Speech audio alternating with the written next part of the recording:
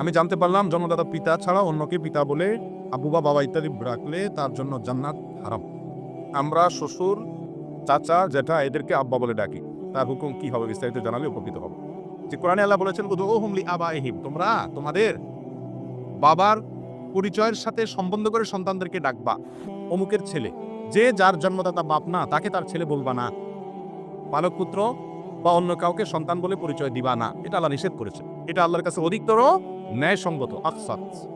এখন শ্বশুরকে যে আব্বা বলে, এটা জায়েজ আছে কিনা এই প্রশ্ন তো আমরা অনেক জায়গায় দিয়েছি। শ্বশুরকে আব্বা বলা জায়েজ আছে। কেন জায়েজ আছে? কারণ শ্বশুরকে যে আব্বা বলা হয় এটা হলো সম্মানসূচকভাবে, এটা রিয়েল আব্বার নিয়তে আব্বা বলা হয় না। আপনাকে একটা ফর্ম দেওয়া হয়েছে, সেখানে আপনার নাম লিখতে হবে, আপনার বাপের নাম লিখতে হবে, আর অনেক কিছু লিখতে হবে। এই বাপের নামের ঘরে কেউ কি শ্বশুরের নাম লেখে? বুঝেন না কথা? বাপের নামের ঘরে কেউ কেউ শ্বশুর নাম লেখে?